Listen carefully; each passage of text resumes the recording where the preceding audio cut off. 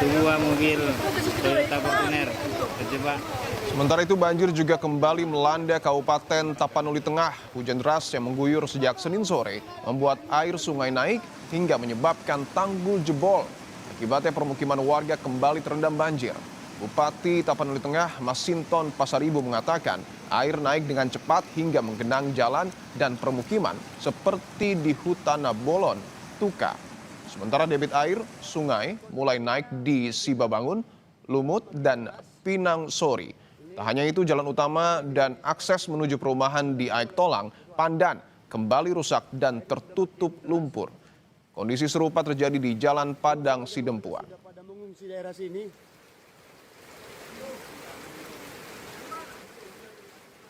Untuk mengetahui situasi banjir di Tapanuli Tengah, kita sudah terhubung dengan Bupati Tapanuli Tengah, Masinton Pasaribu. Pak Masinton, selamat siang. Ya, selamat siang Bung Dian. Pak Masinton, mungkin bisa digambarkan bagaimana situasi di sejumlah permukiman yang tergenang banjir sejak Senin sore. Apakah sudah mulai surut, Pak Masinton? Ya, jadi kondisinya begini Bung Dipo, sejak tanggal 25 November 2025 lalu, banjir bandang dan longsor yang pertama, kemudian tanggal 11 Februari kemarin ada banjir susulan, dan kemudian selang 5 hari kemudian tanggal 16 kemarin, persisnya 16 Februari, itu kemudian terjadi banjir dan longsoran. Nah, banjir ini juga diikuti dengan adanya gelondongan kayu. Gelondongan kayu ini juga masuk ke area pemukiman warga dan jalan-jalan raya. Nah, kemudian terjadi longsor susulan itu di daerah Sitahuis yang memang daerahnya rawan longsoran. Nah, kemarin warga sudah dievakuasi dan tadi malam juga warga di berbagai desa di hampir seluruh kecamatan di Tapanuli Tengah juga kita lakukan proses evakuasi, dan sekarang warga kembali melihat kondisi rumahnya, dan sekarang cuaca juga masih mendung, dan info dari BMKG juga diinformasikan agar tetap siaga dan waspada. Nah, kemudian kondisinya karena kondisi kami masih dalam statusnya transisi darurat ke pemulihan. Jadi kami ini masih dalam situasi yang sangat darurat terus. Karena apa? Karena potensi banjir susulan, longsor susulan itu masih mengancam di Tapanuli Tengah.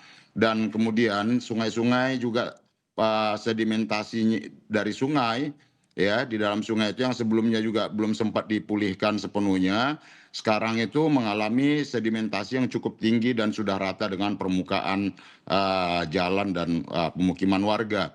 Jadi sehingga ketika dalam posisi hujan sedikit saja, dia langsung airnya membentuk alur sendiri dan masuk ke pemukiman warga.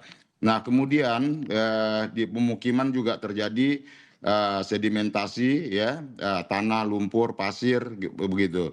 Jadi kondisinya baik itu di area sungai, pemukiman, dan juga area-area ladang pertanian masyarakat juga itu terimbas semua. Jadi ini sekarang kondisi psikologi masyarakat juga kondisinya sudah sangat jenuh sebenarnya. Kita juga kasihan melihat kondisi masyarakat karena mereka berhadapan dalam situasi alam yang selalu menjadi ancaman, dan kemudian penanganan yang belum optimal dan maksimal kami lakukan. Nah, tentu dalam hal ini Bung Dipo, Kabupaten memiliki berbagai keterbatasan, ya, karena beberapa terutama aliran-aliran sungai itu yang menjadi domain dari tingkat pemerintah pusat maupun pemerintah provinsi seperti itu. Namun kan ini harus dikolaborasikan intensif. Kita nggak bisa jelaskan ke masyarakat persoalan ini domain siapa, bahwa prinsip kami adalah bagaimana menghadirkan negara seperti perintah Pak Presiden Prabowo, hadir di tengah-tengah masyarakat dan membantu masyarakat tadi, seperti itu. Betul, bahwa kolaborasi antara pemerintah daerah dan pusat untuk menangani bencana ini sangat penting untuk dilakukan. Saya ingin konfirmasi Pak Masinton, bagaimana dengan akses jalan yang ada di sana? Apakah masih putus total, tertutup lumpur, atau bahkan mungkin tertutup gelondongan kayu? Ya, tadi malam beberapa akses jalan itu tertutup dengan sedimen tanah dan juga gelondongan kayu. Dan itu sudah kami lakukan pembersihan tadi malam, terutama di area jalan yang menghubungkan Tapanuli Tengah dengan Tapanuli Selatan. Begitupun akses jalan yang tertutup timbunan longsor tanah, itu akses dari Tapanuli Utara ke arah Tapanuli Tengah itu juga sedang kita lakukan pembersihan. Dan sekarang akses dari Kabupaten Humbang Hasundutan ke arah Tapanuli Tengah itu juga kondisi badan jalan itu sudah banyak yang amblas separuh. Artinya belum Jadi, bisa dilewati oleh kendaraan, Pak Masinton?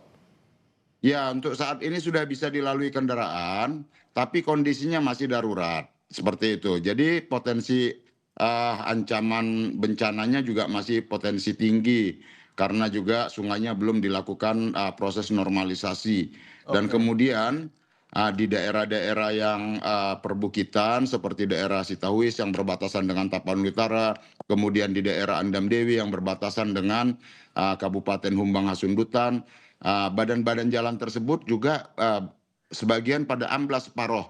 Jadi itu juga sangat mengkhawatirkan kalau kemudian terjadi hujan kembali, potensi amblas dan longsornya juga sangat tinggi dan nanti aksesnya bisa terputus. Baik, saya ingin dalami penyebab dari banjir yang ada di Tapteng saat ini, Pak Masinton. Apakah betul ini hanya karena faktor cuaca atau mungkin ada faktor-faktor lain seperti misalnya alih fungsi lahan, karena kita tahu juga tadi disebutkan ada gelondongan kayu yang terjadi pada banjir saat ini. Iya, selain faktor cuaca, tentu kita kan nggak bisa memusuhi alam. Alam ini harus disahabatin. Maka perilaku manusia itu yang harus bisa bersahabat dengan alam. Kita punya kearifan lokal sungguh yang kemudian kita tinggalkan. Bagaimana menjaga lingkungan hidup kita, menjaga perbukitan, dan lain sebagainya. Nah, di Tapanuli Tengah, selain faktor alam tadi, itu adalah juga alih fungsi di daerah perbukitannya. Banyak area perbukitan itu yang kemudian beralih menjadi ditanami masyarakat itu menjadi sawit, dan juga ada pelaku usaha perkebunan juga itu mengalihkan menjadi ditanami sawit.